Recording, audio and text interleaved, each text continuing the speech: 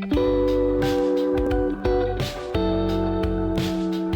and welcome. I'm Chuma Uche-Okeke and your host on Coffee and Uche-Okeke. This podcast celebrates the enduring impact of Uche-Okeke and his impact in Nigerian contemporary art and how his legacy influences an ever-developing fine art landscape. Joining me today is a very special guest and my brother. Chuma Uche-Okeke holds the BSc in Business Management and Finance from Nnamdi Azikiwe University and is a fellow of the Nigerian Institute of Management. He has worked with organizations such as Mobile Producing Nigeria, Citibank Nigeria, UBA, and Heirs Group before founding several companies including Badunka Ethos, Crown Falcom Limited, and Titan Technovate Limited. He also serves as a director on the boards of the Asale Institute and the Professor Uche-Okeke Limited. Hello, Chuma. Welcome. Thank you for having me on.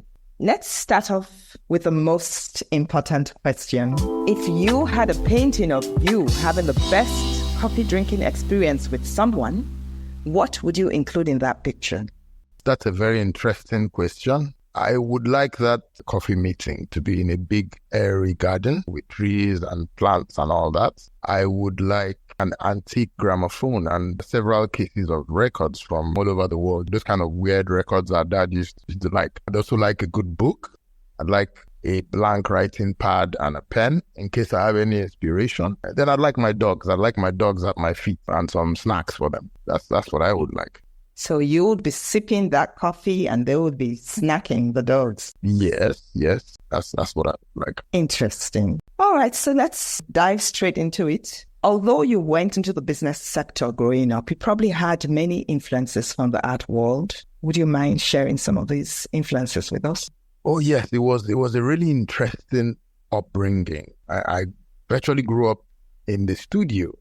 And at that time, there were a lot of big projects going on. The tapestries at the VIP lounge of Murtala Mohammed International Airport, so many large carvings, large projects. We just used to play and run around the studio. We actually helped with some of the work at the time. It was kind of like living in an art gallery and everything at the same time. I remember all the smells, the smell of wood being carved, leather. You have those kind of glues, the materials for finishing and all that. So we had all these interesting smells. I'm sure you remember the hustle and bustle around the Soka school at that time, the various exhibitions, the people coming and going, the exchange programs of people coming from abroad, all over the world coming in.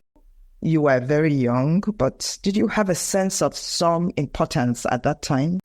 To be honest, I had no idea. We were living right in the middle of a lot of historic things going on. It's wonderful. Now, when I see you do a search on contemporary Nigerian art and you realize that you are 4 years old, 5 years old, 7 years old, and all these people were constantly in the house, out of the house, doing work in the workshop. We had all these people from outside the country, Professor Ottenberg, Fred Smith, so many people actually staying with us. Sometimes they take over the kitchen and cook. They'd be the ones to make dinner. And so we just took it as normal. We had people from all over the place. Professor Ottenberg would make Jewish dinners, 8-course meals. Meat was very, very hot on the pizza. I remember making that pizza sauce. Yeah, I wonder where he is now. For you, you already had that going to school in the US, Pratt Elementary School. So you already had that international experience. But even before then, you had all these people coming and going, the people coming from Germany, people coming from the US, those that actually stayed with us, like the Hans. Remember Thomas Bahem? Yeah, and we called all these people uncle, aunt. We didn't have any idea about color. We didn't even know about nationality per se. It was really interesting. Even from within Africa here, we had people that come in, and it was later growing up, I realized these guys aren't even Nigerian. You have people from Uganda, from Zimbabwe, Zambia. We had all sorts of people. And of course, you remember the classic case of El Anachiri that we simply knew as Uncle El. Exactly. I had no idea the man was Ghanaian. Although you went into the business sector growing up, you probably had many influences from the art world. Yes, without even knowing it. I was really good at mathematics and all the science subjects, but I felt I had to do something that had to do with some design and all that. I thought about civil engineering at a point, but then I settled on architecture. This was the only time our dad actually sat me down. He brought in Dimas Nwoko. They actually explained to me that I would have a really tough time practicing architecture because Nigerians at that point were not interested in paying for those kind of services. They didn't tell me what to do, but they told me, why don't you find something else? And that's so ironical because I remember receiving my forms to enter the university all filled up for me by a dad for architecture. And I decided I didn't want to do that. I thought, well, I didn't know exactly what direction I wanted to go, so I would want a broader experience getting into the art world. So it was quite interesting. I do know that Dimas Nwoko's daughter, Bofu, went into architecture, and Bofu is my contemporary. I'm sure they thought two of us would just go and do architecture. It's quite interesting. Please share how Uche-Okeke's legacy in arts and creativity and his philosophy has made its way to your children as well. It's really interesting the way these things translate. I remember feeling that my dad must be one of the only people that keeps repeating the same stories over and over again. I think that he knew what he was doing. I was very impatient at that time, and he would take his time. The same story, sometimes he doesn't finish. Next time he starts from the beginning again. And if I come with my friends, he starts telling them the same story. And I'll be telling them, well, it's time to go. They will tell me, no, let's sit down and hear what he has to say.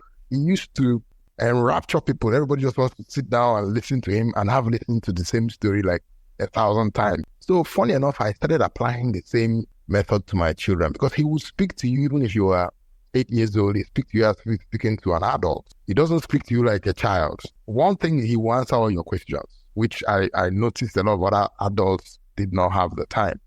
You could ask him any question. Some of them he would answer, some he would send you back to go and do more research. He gave me a lot of strange books to read. I can remember he gave me Roots by Alex Haley. I was probably about 9 years old. It was a huge book, 1,000+ pages. Give me the book to go and read so that I could understand the African experience in America. So he gave me strange books like that. Homer's Odyssey, Mein Kampf by Hitler, very broad-ranging.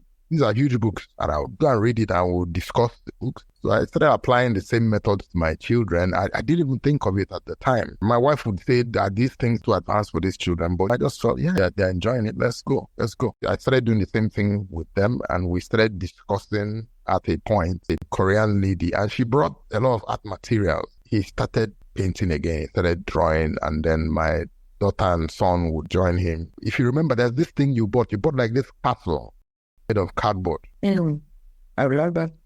You're the one that brought it. Yes, with the art materials. Yes, for Kyra's birthday, your daughter. They would go outside, strip down to their underwear, and then paint because they'll be covered with paint by the time they're done. So I captured all those things. I made videos.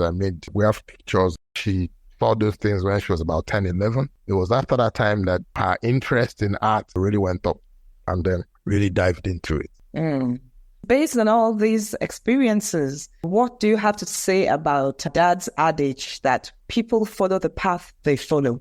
Even when you go in a different way, you apply those lessons because this thing just seeping through your pores and everything you don't even know. When I actually brought in an interior decorator. This is someone that is very highly recommended. She gave me recommendations and I told her, why don't we do it this way? And she too, she feels she knows what she's doing. So she was trying to push me in a particular direction. But at the end of the day, I convinced her and we did it my way, very minimalist. But when she now sat back and looked at the whole thing, she told me, yes, this is something you are a natural at.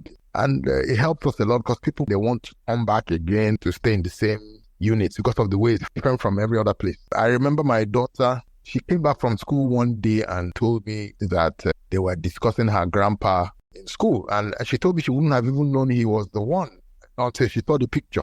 Meanwhile, she lives with the man. She said when they mentioned his name, she said, I have the same name. But when they now put the picture up on the screen, they're using a projector.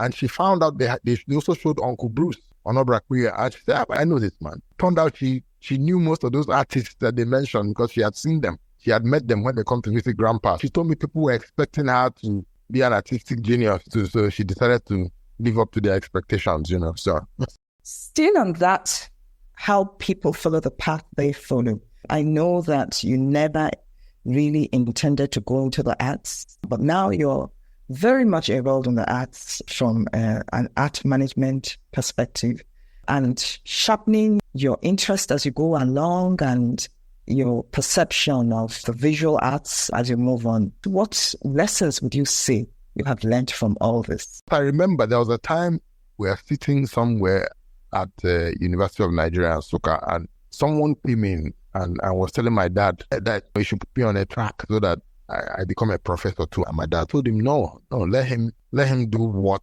he wants to do. That is always better. You let the person go and do what they want. That we will still come back and bring whatever knowledge we've gained. And funny enough, I look at the art thing I'm not an artist, so I'm not as emotional as they are. So we can actually look at it from a more rational point of view. At the end of the day, I think growing up with the artist makes a huge difference. Yeah, but not to say that you didn't have the talent, because I remember that you're one of the strongest.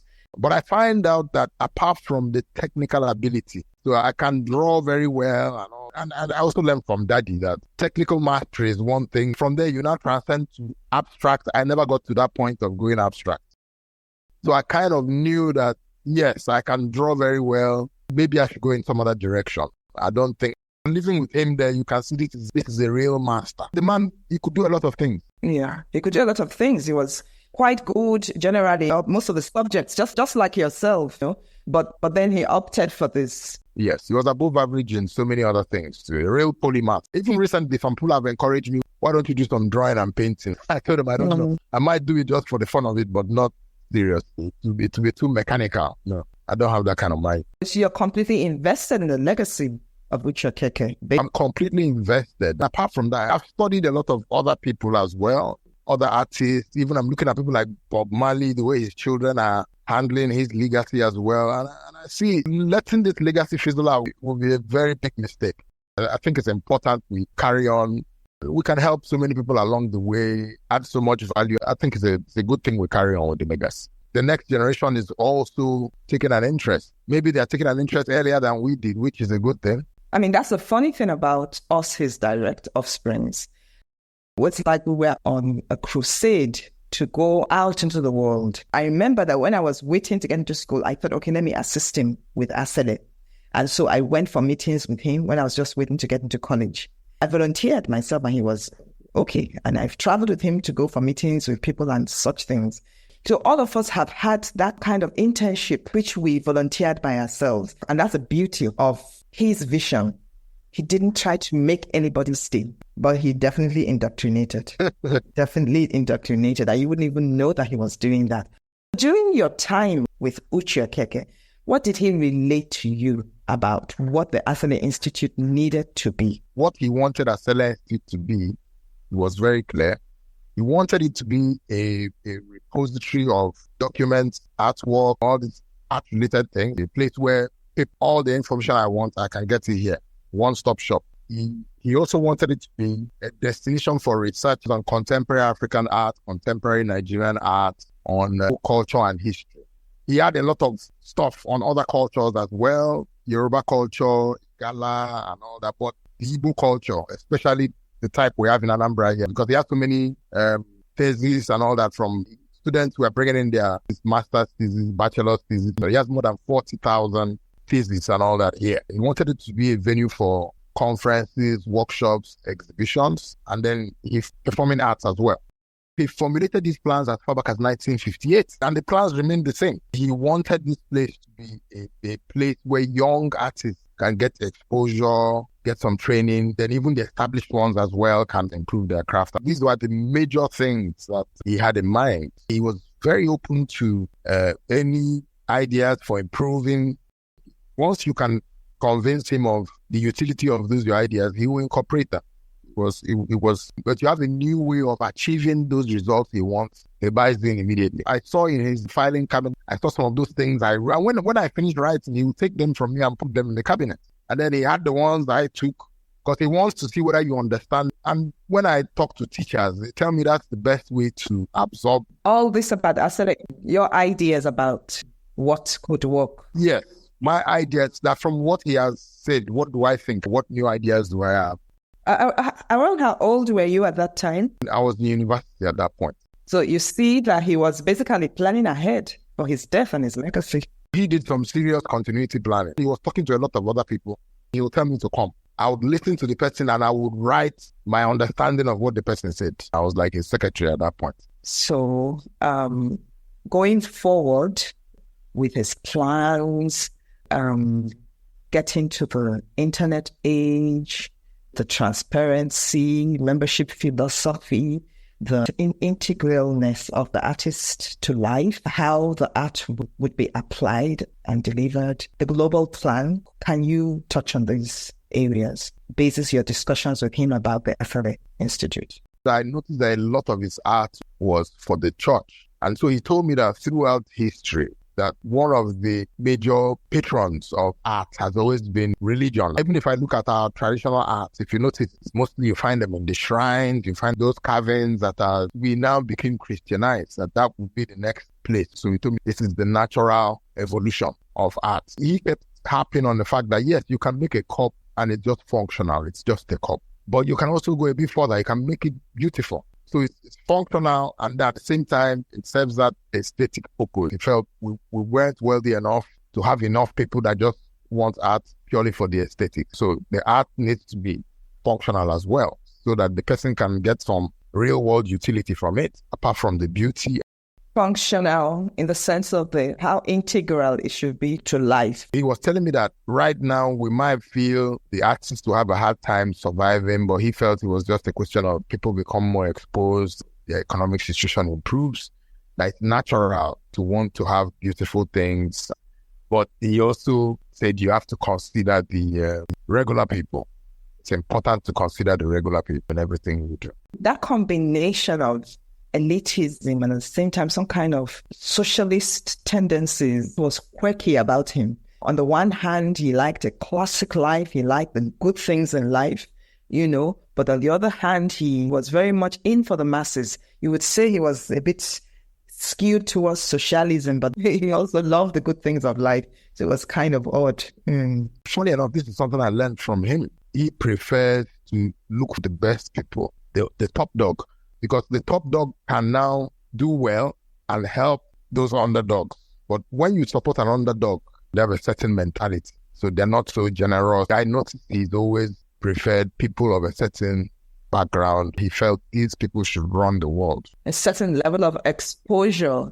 Exactly. But it is now their duty to look after the other people. Or to try to help them to make their way. With all you've related to us about the S3E Institute, for our listeners, what core ideas and projects would you say are important today to the S3E Institute and Professor Uche-Okeke Legacy Limited? We do have plans going forward. Some of our plans were kind of shifted back by COVID pandemic, but these plans are still very much in the pipeline. We have the Uche-Okeke Prize. That's going to be a really big project to the S3E campus.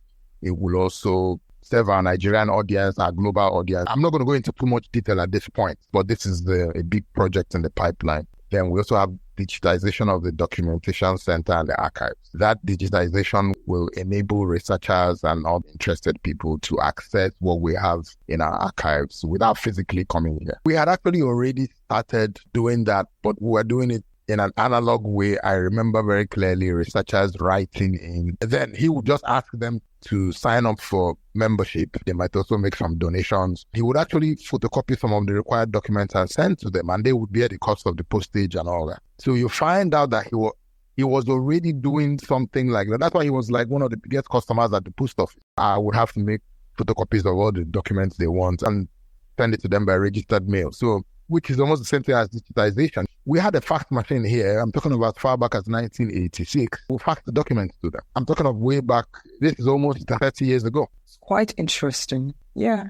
Because I remember that after Ijeoma's demise, we're continuing with the legacy work with the Art Fundi team, the website, and some of the things we wanted out of the website when the idea of the resonance of imagination came out that would involve minting of existing artworks. It was really quite avant-garde-ish, and we discussed it with the Art Fundi team, and we said, absolutely, Uche-Okeke was always ahead of his time. He was always ready to try out new things. He was always in for innovation. We tried to imagine what he would have made out of tech as far as it has evolved now. I remember when he got that first computer, that desktop, and he was all excited, even though he couldn't quite use it himself, but he made sure it was put to use and towards his own projects. So that was how ready to evolve with the times. All this was part of his vision for Asale Institute. That is why finally we coined it as a living legacy, because it will keep evolving as long as humanity continues to evolve. He understood the means of traveling from point A to B doesn't change the fact that you're going from point A to B. You could walk, go on horseback, you could go in a plane. It's just the means of getting there. Are we going to get to that destination? Then whatever technology, whatever newfangled way you find of getting there, then we're also thinking of setting up virtual tours of our gallery, our museum, the campus. If you have memberships or you have paid virtual tours, at that point now, maybe $5, $10, and you can take your time and go around the campus as if you came here and you're walking through the whole place. As well as the virtual exhibitions also, and including preparations for those exhibitions that will be captured such that people can follow. Now we're talking about things like virtual residencies. We want to make full use of the website. The infrastructure we have on the ground, we want to use it to the optimum, ensure that we've gotten every single thing we can get out of it to globalize our brand more and more. If you're out there and people can see virtual exhibitions, they can have your virtual tours. It's a natural progression that you get some of them to become members. That membership structure that was there in our dad's time is definitely worth reviving via the website, Exactly. Getting more people involved such that we are having input from other people on how to go forward with a vision. You start first and you start drawing the audienceship gradually. It grows, then you're able to now add more and more features, more and more services. We decided to just go layer by layer, and that was how Uche-Okeke operated in the first instance. You just keep going. Sometimes you're growing parallelly, sometimes you're growing vertically, but all the time, you are continually doing something that adds to you getting to your goal one way or another. We don't wait until everything is perfect. We just keep at it. And if you see all of those contemporaries, that is how they operate. Uncle Bruce is still there doing it. All the other contemporaries are still working. Some of the next generation, for anything to be sustained, because this is a mammoth effort, really. For anything to be sustained, you just have to keep going at it consistently, and definitely something gives. Leveraging on the website and the other online resources as well. Of course, programs for training, remote workshops, so all these things go together. They don't just end there. Sometimes they spin into some other things that are also very useful in terms of propagating the legacy. Do you have any last words for our audiences in terms of this legacy? I personally think it is the primary responsibility of the family at this point, because we were just one generation removed from the great man. Who else can understand the legacy better? I mean, we were with him and he was constantly indoctrinating us. Of course, there are some other people who were also, they had contact with him, but we were living with this man. This is all he does. Then we're already working on getting the next generation involved, because we see the advantages of their involvement. We started earlier. And then maybe we're not as democratic as our father was. I push them. I know the talents they have. I think they can be seeing the world and be doing this at the same time. At this initial stage, I think we're the best people to push this. We will work with professionals, but I think we're the best people to push this, because at the back of my mind, I feel this man will be somewhere smiling. He will be happy. And it makes me happy. You understand what I'm saying? You get a sense of joy, a sense of serious accomplishment. Yeah. That's the irony, because I think now, what would we be doing if we weren't doing this? And to think that 30 years back, for instance, none of us would have been thinking of doing this. No. It's quite amazing how people follow the path they follow. You can't do anything about it because it calls you. And that is where you get your greatest joy, your greatest sense of fulfillment in the long run. And so what do we have to say to anybody that has a legacy like ours? I would say they should all look at how to keep it alive. Everybody might not be necessarily involved in the day-to-day running, but everybody should be involved, because even those people that are on the fringes, they might come up with very interesting ideas. When you come to the next generation, take advantage of all the talent you have within the family. Keep it alive from generation to generation to sustain this. What have been your thoughts so far from your experience to make sure that it doesn't just end, the buck doesn't end with you or even your own children? How do you move it forward? I think it's important to tell them stories, start from when they are young. We're not ordinary people, we're kind of special, and every child needs that kind of thing. Every child needs that kind of thing. You find out if your children have that feeling of self-worth, it makes them kind of immune to some of these other things. And then at the end of the day, they're also interested in that. Talk to them about it right from when they're young. Gradually tell them stories. And if you're lucky and people have a lot of things documented, can you imagine maybe a 6-year-old child and you pull out a book and they're seeing their great-grandfather. It gives them, they've seen their mother, their great-grandmother. They make them know, oh, are you serious? They've done this. Then that means they take it for granted. They should be able to do even more. Exactly. So it kind of makes the next generation, I don't know how to put it now. You feel you're special, and everybody needs to feel a bit special about themselves. The Igbo proverb, the lizard that jumped down from an iroko tree. He didn't wait for anybody to come and clap for him. He nodded his head, clapped for himself. You have to beat your own drum. Do you think that this strategy you're using is exactly what Uche-Okeke used? That's what he did. The more I look at it, the more I agree. I don't know whether he had any inkling that he was going in the right direction. There's a book I'm reading now on the Jewish phenomenon, the remarkable success of Jews in America. I was shocked. Out of the 10 core techniques these people use, he used 9 of them. The only one he didn't use is the religious one. This repeated telling you about, and I'm shocked, exactly the same method. They let their children go out and see the world, but at the back of their mind, they keep telling them, you need to come back and run the family business. So they go out and then they come back, they bring more knowledge. The other interesting thing about it is that he talked to everybody individually.